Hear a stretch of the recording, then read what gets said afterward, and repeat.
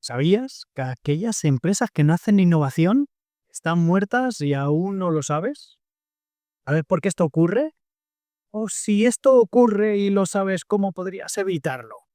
Bueno, pues quédate conmigo en los siguientes minutos, que te voy a explicar cómo va esto de la innovación y por qué nos puede jugar malas pasadas si no estamos atentos a ello. Venga, vamos a verlo. En primer lugar, lo que tenemos que ver, lo que tenemos que pensar es que las empresas normalmente tienen un ciclo de vida, al igual que tenemos las personas. Las empresas pues también nacen, crecen, se desarrollan, pero todas ellas luego llevan a un punto final donde perecen, donde mueren. Bien, lo que tenemos que hacer nosotros como empresarios pues es intentar alargar ese periodo de vida lo máximo posible a la continuidad en el tiempo de nuestras empresas. Bien, en el IBEX 35 esto también ocurre, ¿eh? Para las empresas grandes, para las medianas y para las pequeñas. De hecho, en las empresas grandes, tal y como lo estáis viendo ahora mismo, solo el 10% de las empresas que pertenecen al IBEX 35, que son las más importantes de España, pues solamente el 10% sobreviven 25 años después. Con lo cual, hey, esto es importante porque tener una empresa y mantenerla en el tiempo, si ya es difícil montarla y crearla, y esto en el mundo del emprendimiento, los que seáis emprendedores, de esto sabéis mucho ya, pues no solamente es importante crearla, desarrollarla y hacerla crecer, sino que mantenerla en el tiempo también es muy complejo. Las empresas de forma natural mueren. Esto es un proceso que nosotros llamamos de destrucción creativa, es decir, es verdad, es que muchas de ellas tienen que sacrificarse, tienen que morir simplemente porque no aportan nada creativo, no aportan nada innovador al mercado y entonces simplemente el mercado las desplaza. El mercado las desplaza de una forma muy fácil, simplemente dejando de comprar. Dejas de comprar sus productos, dejas de comprar los servicios que esa empresa te está ofreciendo porque ya se han vuelto obsoletos, porque ya no aportan valor a como lo hacían antes. Entonces esas empresas fracasan, cierran y dejan hueco para otras empresas que sí que tienen un aporte novedoso de valor. Este proceso es el que llamamos proceso de destrucción creativa, y es que unas tienen que desaparecer, en muchos casos simplemente por acomodamiento, y dejar su hueco para otras que vienen con herramientas, con productos y servicios más innovadores, quizás más arriesgados, pero que vienen con una propuesta de valor diferente. Esto existe y esto ocurre así. Por lo tanto, ya tenemos la idea de que las empresas tienen un ciclo de vida, que nosotros como empresarios tenemos que alargar ese ciclo de vida lo máximo posible para poder seguir aportando valor al mercado, pero que si no se aporta valor al mercado, pues se desaparece, se cierra y aparecen otras con propuestas más novedosas en lo que es el ciclo de destrucción creativa dentro del mundo de las empresas. Esto ocurre, esto es el día a día y esto tenemos que comprenderlo como forma parte de las reglas del juego, hay que entender y después ver cómo vamos a gestionarlo. Bien, decía el gran Peter Drucker que el que no entiende de innovación no entiende de negocios. Y es que la innovación, el gran gurú de Peter Drucker ya lo sabía, que era indispensable, esencial, la innovación como elemento fundamental para la perdurabilidad de las empresas. Esto es así y Peter Drucker ya era un gran defensor de la innovación para buscar justamente eso, que las empresas sobrevivan cuanto más tiempo mejor. ¿Pero qué es esto de la innovación? Pues hay muchas definiciones, ¿no? Pero a mí hay una definición muy sencilla, muy simple, pero a la vez muy potente que todos somos capaces de entender y que nos ayuda muy bien a establecer el foco de aquello que estamos haciendo. Y es que la innovación es crear algo nuevo con impacto positivo bien dentro de la organización o bien dentro del contexto que lo rodea. Pero fijaros, con pocas palabras, crear algo nuevo con impacto positivo. Si no es nuevo, no es innovación. Si no hay impacto, es investigación, pero no es innovación. Y además ese impacto tiene que ser positivo, porque si no, no estaremos en la senda adecuada. Por lo tanto, es innovar, es crear algo nuevo con impacto positivo dentro de la organización. Algo nuevo para la organización. No tiene que ser algo inédito que no exista para el resto de las compañías. No, la innovación se vincula a un marco de referencia, a mi compañía, a mi entorno, a mi vecindad, a mi ciudad. La innovación es crear algo nuevo en ese marco de referencia. Os da igual si ya existe y si ese producto o ese servicio se ha creado y ya lo están vendiendo otros a 6.000 kilómetros de distancia. Para mí será innovación si he creado algo nuevo con impacto positivo dentro de mi marco de referencia, que puede ser mi ciudad, mi organización, mi barrio, simplemente. Para innovar hay que errar. Por supuesto que sí. Es que la innovación va de creatividad y muchas veces cuando hablo con empresarios o cuando doy jornadas de formación, en muchos casos se confunde la creatividad con la innovación. No, la creatividad es tener ideas. Ahora, una idea no es innovar. Acordaros de la definición. Innovar es crear algo nuevo con impacto positivo. Una idea no genera impacto por sí sola.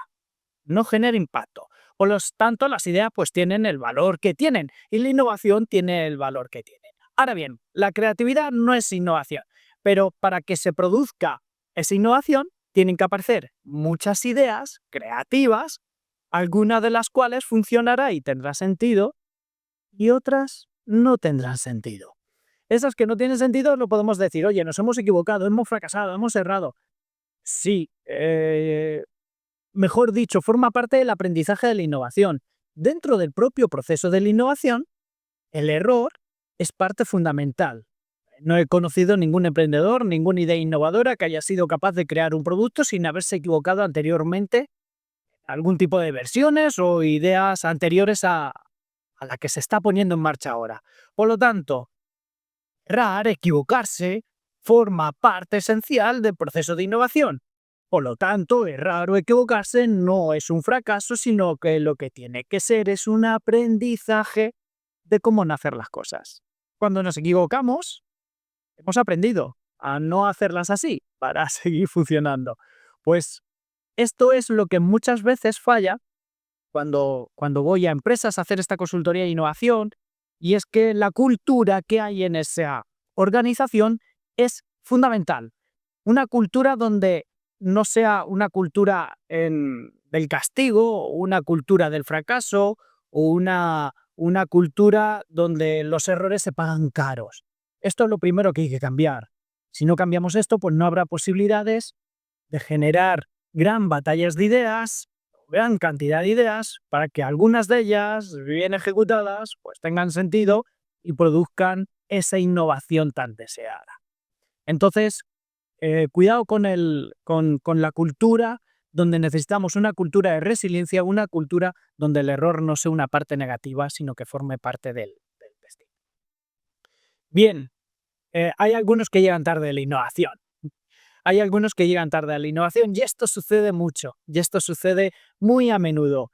Y aquí es donde vamos a empezar a formar esas ideas de por qué esa innovación estás muerto y aún no lo sabes, ¿vale? Es como un virus que se recorre, que está dentro de la organización, como nos pasa a veces a las personas, el virus ya está ahí metido, esa bacteria o ese virus, y nos va comiendo por dentro, aunque a veces por fuera nuestra presencia física no da muestras del daño que nos están generando por dentro.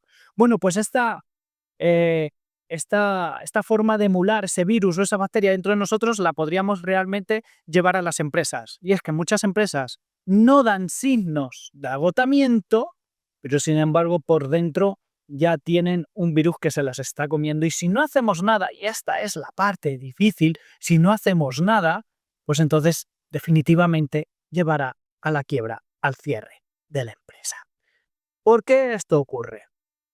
Os cuento, por ejemplo, que os estoy poniendo ahora mismo en pantalla, podría ser el ciclo de vida de un producto dentro de una organización. Al mismo lanzar ese producto, pues se produce una serie de fases. Hay una fase de introducción en el mercado, donde solamente los más innovadores nos compran ese producto. Y nos compran el producto los innovadores simplemente por ser nuevo. No porque aporte un valor excepcional, sino simplemente porque el producto es nuevo y nos lo compran. Bien, en el momento que esos innovadores nos compran el producto va teniendo cada vez más cercanía con el mercado y entonces aparece un segundo tipo de cliente que son los early adopters. Los early adopters ya nos compran el producto no porque es nuevo, sino porque hay algo de valor detrás de ese producto. Es decir, un early adopter ya es un tipo de persona dentro del mercado que ya ve interesante eso que yo le estoy ofreciendo como valor a cambio del precio que le estoy pidiendo. Bien, cuando los early adopters nos empiezan a comprar el producto es cuando se produce ese despegue. Se produce el crecimiento de ventas de ese producto dentro del mercado. Después de los early adopters, el producto se va consolidando en el mercado cada vez más maduro y aparecen dos tipos de clientes, que es el early majority, la mayoría masiva, que ya todo el mundo empieza a ver, será por descontado el valor que aporta ese producto o ese valor, ese producto o ese servicio al mercado. Y después hay una parte de mayoría, que es la mayoría tardía, que no son los que nos compran después, pero también ven ahí valor en eso que les estoy dando. Desde luego son los más conservadores, son los más tradicionales, pero llegamos también a ese tipo de mercado. Y luego, por supuesto, hay un tipo de mercado que ni siquiera lo he puesto aquí, que son los rezagados. Esos no os preocupéis que no van a comprar el producto, simplemente porque no, por un tema a veces de creencia y de ideología, pero no os van a comprar nunca el producto. No os machaquéis con llegar con vuestro producto a ese porcentaje del mercado que son los rezagados, que no lo van a hacer. No perdéis tiempo en ellos. Bien, entonces todo producto que lanzamos al mercado tiene este ciclo de vida. Hay una fase de introducción, crecimiento, madurez y declive. Y esto ocurre con todo producto o con todo servicio pasando por ese tipo de mercado. Ahora bien, ese producto que nosotros lanzamos al mercado llega un momento de máximo beneficio. Ese máximo beneficio, máxima rentabilidad de un producto o un servicio, se produce justamente cuando estamos en el mercado masivo. Tanto en el mercado masivo temprano como tardío, pero en el mercado masivo, ahí es donde realmente hay margen, hay rentabilidad y ha merecido la pena lanzar este producto al mercado por todo lo que nos está generando. Ahí hay dinero, hay pasta. Bien, sí que hay en fases anteriores, pero nada comparable cuando llegamos al mercado masivo. Cuando llegamos al mercado masivo entonces es cuando realmente vemos la rentabilidad y el retorno que provoca ese producto en el mercado. Entonces, ya tenemos claro que hay un ciclo de vida de un producto, tenemos claro que se produce la máxima rentabilidad de ese producto solamente cuando llega a la parte más alta, a la parte del mercado masivo. Ahora bien, si estamos ya cerca del declive de ese producto, entonces, ¿qué pasa? Cerca del declive, entonces, como gerentes, como CEOs, como directores generales, nos damos cuenta de que ese producto que tenemos nosotros en el mercado o ese servicio está llegando a su final. Y entonces te pones a pensar en el producto B. Oye, pues me pongo a pensar en el producto B y por supuesto que se cumple el mismo ciclo de vida que antes. Hay una fase de introducción, hay una fase de crecimiento, hay una fase de madurez y de declive. Pero fijaros en estas dos gráficas, o en esta gráfica en las dos curvas, mejor dicho. El momento del máximo beneficio del producto A pues, llegó a la máxima rentabilidad y se fue. Y sin embargo, claro, el producto B, hemos tardado un tiempo determinado en llevar ese producto B, en el mejor de los casos, hemos tardado un tiempo en llevar al producto B a los niveles de máxima rentabilidad, de máximo beneficio. Pero fijaros, ha pasado tiempo desde que estamos con el producto A dentro de la franja hasta que llegamos al producto B dentro de la franja de máximo beneficio. En ese periodo de tiempo has muerto como empresa. Y has muerto como empresa porque no te ha dado tiempo y no has coordinado bien los dos productos para que siempre tengáis un producto o un servicio en los niveles de máxima rentabilidad, de máximo beneficio. Hay empresas que no se pueden permitir el lujo de pasar 2 años desde tener el producto A en máxima rentabilidad hasta tener el producto B en máxima rentabilidad. Porque lo que no sabemos, lo que yo no podría deciros en cada uno de vuestros casos, es cuánto tiempo va a pasar desde que lanzamos un producto hasta que lleva a la fase de máximo beneficio. No lo sabemos. Depende de muchas cuestiones. Depende del mercado, depende de los clientes, depende de la competencia, depende de mi capacidad de producción, depende de muchísimas cosas. Pero lo que sí ocurre es que para llevar un producto a la máxima rentabilidad se requiere tiempo. Y hay empresas, muchas empresas, que no se pueden permitir el lujo de no tener un producto ahí arriba. Entonces, ¿cuál es la solución a esto de cómo poder evitar esos tiempos de transición entre el máximo beneficio del producto A y el producto B? Bueno, pues vosotros seguramente que lo estáis viendo, adelantar. Tenemos que adelantar la producción de producto B. Sin más, ¿para qué? Para que cuando el A llegue a la fase de declive, el B esté ahí otra vez en buena posición colocado y en el momento que se nos va el A del máximo beneficio, entra un segundo producto o servicio también en máximo beneficio. Claro, y esto es complicado porque yo lo veo así cuando hago este tipo de trabajos y consultorías, porque claro, le estoy diciendo al director general de una gran compañía que en el mejor momento que le va su producto principal, tenemos que empezar a pensar en cuál va a ser el producto secundario que después lo reemplazará.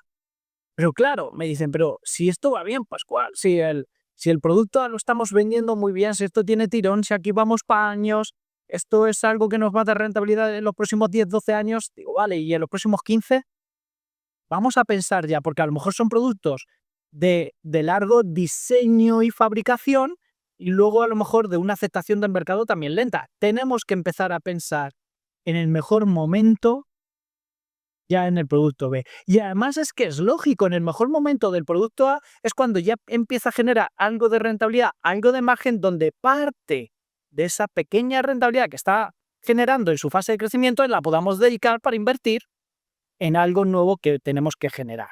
Tenemos que tener siempre un producto A, uno B, un producto C, un producto D. Tenemos que tener siempre algo dentro de la franja del máximo beneficio. Y no solamente quiero hablar de productos o servicios, sino también de mercados. Hay veces que este producto en el mercado español ya está en su máximo beneficio, pues es el momento de llevar ese producto a otro mercado distinto como el latino para que se comporte de forma igual. Por lo tanto, aquí en esta gráfica que os estoy poniendo, no solamente estaríamos hablando de productos, sino que estaríamos hablando de la relación producto-mercado. El mismo producto en otro mercado distinto, en otro mercado, porque los mercados también se agotan. Entonces tenemos que jugar con estas formas de trabajar. Por lo tanto, la primera idea que se nos tiene que quedar clara es no esperes a que algo vaya mal en tu producto principal para innovar, porque la innovación ha de ser constante y ha de ser constante para tener siempre algo, un producto o un mercado en máximo beneficio. Innovación constante, como decía Peter Drucker, que os decía al inicio, el que no entiende de innovación no entiende de negocios. Tenemos que ser empresas innovadoras independientemente de aquello a lo que nos dediquemos, del mercado en el que estemos, del sector en el que estemos, de la industria en la que estemos. La innovación ha de ser constante, porque en el momento que se produce un parón de esa innovación, o tenemos dinero en caja, no vamos a ser capaces de sobrevivir ese periodo de tiempo. Claro, y esto no es fácil. ¿Por qué no es fácil? Porque mientras que se produce la innovación, tenemos que operar. Es decir, mientras que diseñamos algo nuevo, tenemos que vender lo existente. Mientras explotamos lo que tenemos, debemos explorar lo que aún no tenemos. Y para eso lo mejor es utilizar una gráfica como esta. Es decir, hay una parte del core de negocio donde tenemos que optimizar las operaciones, los procesos, los procedimientos y tenemos que ser rentables explotando el core, optimizando los productos existentes para nuestros clientes. Después hay otro tipo de innovación, que es la innovación, pues esta vecindaria o esta innovación más cercana, que expande el negocio actual con pequeñas mejoras. Esto es lo que podríamos llamar una innovación incremental. Mejora lo que ya teníamos, pero produce y fabricamos un producto nuevo, el producto B, el C o el D, como mejoras incrementales a lo que ya teníamos. Muy bien, esto es un tipo de innovación que también es muy importante para las compañías y que la gran mayoría de las veces crecen a través de innovaciones incrementales. Pero también hay un tercer tipo de innovación que no debemos olvidar y que está ahí y que debemos utilizar de forma consciente y de forma inteligente, que es la innovación disruptiva, la transformacional, que es el desarrollo de un producto o un servicio que nada tenía que ver con todo lo anterior que hacía la empresa, pero que puede significar buen mecanismo de facturación a futuro. Por lo tanto, tenemos que equilibrar entre aquello que hacemos y que pagamos las nóminas con eso que estamos vendiendo ahora. Hay que ser muy optimizado, muy eficiente. Y luego tenemos dos tipos de innovación. Una innovación incremental, que es más fácil de desarrollar, que es mejorar lo que ya existe para conseguir innovación con nuevos productos o servicios. Y luego tenemos la disruptiva, que es la transformacional, que es la más compleja, pero que en algunos casos se produce y es la que nos permite todavía periodos más largos de perdurabilidad de la empresa. Bien, ¿cómo equilibramos esto? Esa debería ser la pregunta. ¿Cómo repartimos nuestros recursos en esos tres niveles? Core, innovación incremental o disruptiva. Bien, pues una idea es la regla del 70-20-10. Dedicar el 70% de nuestro tiempo y nuestros recursos, recursos económicos, recursos de personas, dedicar el 70% de todo lo que tenemos a nuestro core. Es lo que nos da de comer hoy. Es el corto plazo, es la inmediatez, es el pagar las nóminas el mes que viene. Tenemos que ser muy operativos, muy eficientes en las operaciones para poder llegar a tener y explotar lo que ya tenemos. Esto es explotación, el core. Luego el 20% de mis recursos, pues entonces se lo dedicaré a innovación incremental. Ahí ya estamos hablando de exploración, ¿qué es lo que me va a dar de comer en el medio plazo? Y ahí le dedicaré el 20% de los recursos que tiene la empresa, de tiempo, de personas, económicos, de conocimiento u otros, el 20% hacia ellos. Eso ya estamos hablando de explorar aquello que me va a dar de comer en el futuro. Y luego, pues un 10% del restante, de los recursos que me quedan, pues se lo podemos dedicar a explorar alternativas que nada tienen que ver con lo que ha estado haciendo y desarrollando la compañía históricamente. Porque eso puede ser el gran avance, el gran producto, el rompedor que me puede dar 15 años más de vida empresarial. Por lo tanto, aquí tendríamos un equilibrio con la regla del 70-20-10. El 70 se lo dedico a la explotación, a lo que ya hago y a lo que me está dando de entrada de caja para pagar lo que tengo que pagar a día de hoy. 20% se lo voy a dedicar a medio plazo, para hacer ese tipo de innovación incremental. Y un 10% lo voy a dedicar para pensar a 10 años vista, a largo plazo, pero que quizás pueda provocar una innovación donde la empresa dé un giro. Bueno, pues entonces aquí la idea fuerza con la que nos tenemos que quedar es que tiene que haber un equilibrio entre explotación, que es ese core, 70, con exploración, que es el futuro y es donde me la estoy jugando. Y esto, a día de hoy, el 70% hoy de los recursos que tengo hoy me los gastaré en explotación, el 20% en exploración y el 10% en exploración. En este caso, disruptiva. Pero a día de hoy tengo que hacerlo ya, porque si no lo hago, llegará esa transición temporal entre A y B, donde no todas las empresas quizás estén preparadas para poder soportarlo. ¿Y cómo hacemos esto? ¿Y cómo hacemos este proceso de innovación? Porque la innovación es un proceso. No es lineal, ¿eh? La innovación no es un proceso lineal que digas, si se cumplen los puntos A, B y C, entonces innovas. No, no es tan así. Es algo más caótico, es algo mucho más circular. No hay unas reglas estrictas que determinen cuál es el proceso de innovación. De hecho, muchas empresas siguen procesos de innovación distintas. Por supuesto, de hecho, os diría que cada empresa debería de seguir su propio proceso de innovación con todo lo que podemos utilizar, con todas las herramientas existentes que tenemos. Fijaros, la mayoría de los procesos de innovación tienen una forma similar a esta que os estoy poniendo en pantalla. ¿Esto significa que tenemos que hacer todo esto? No. Las empresas lo que hacen, y en lo que les ayudo en muchos casos, es a determinar qué partes del proceso de innovación general, a mí en particular, me resultan útiles. Y casi todos los procesos de innovación tienen una primera fase de prototipado del problema, donde tenemos que definir muy bien cuál es el problema. Y esto a veces se lo saltan. Cuidado, tenemos que intentar definir muy bien cuál es el problema y ahí se abre un proceso de divergencia, a generar ideas, a generar muchas ideas, gran cantidad de ideas de cómo solucionar ese problema. En el momento que tenemos muchas ideas, empezamos con un proceso de convergencia. Hay ideas que no valdrán, hay ideas que sí que serán útiles, hay ideas que se fusionarán con otras ideas, hay ideas que serán prácticamente similares y las unimos. En ese proceso de convergencia vamos reduciendo las alternativas. Y entonces una vez que tenemos ya una alternativa o dos alternativas para solucionar ese problema, pues tenemos que seguir prototipando. Tenemos que prototipar la idea, prototipar la solución y prototipar al cliente. Y aquí hay un montón de herramientas para hacer eso. Yo os pongo debajo algunas. Estamos hablando de Design Thinking, Design Sprint, estamos hablando de Lean Startup, del producto mínimo viable, estamos hablando de que hay muchas técnicas para poder prototipar esa idea, esa solución y ese cliente. Luego vamos al mercado y buscamos ese crecimiento. Oye, pues aquí para buscar ese mercado validamos intención, validamos interés, validamos experiencia.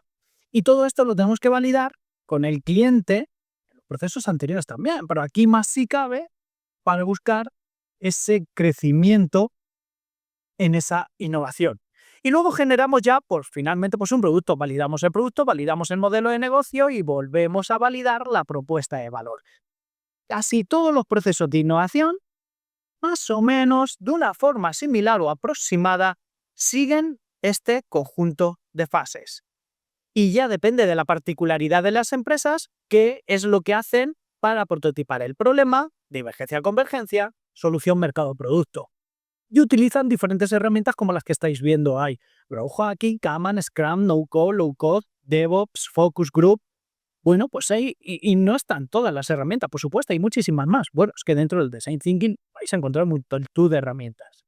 Pero sí que hay algo que me gustaría dejar claro, es que la innovación tiene un proceso, que no es un proceso lineal, que es un proceso relativamente complejo, lleno de caos, lleno de curvas, y donde no hay una regla general para todos.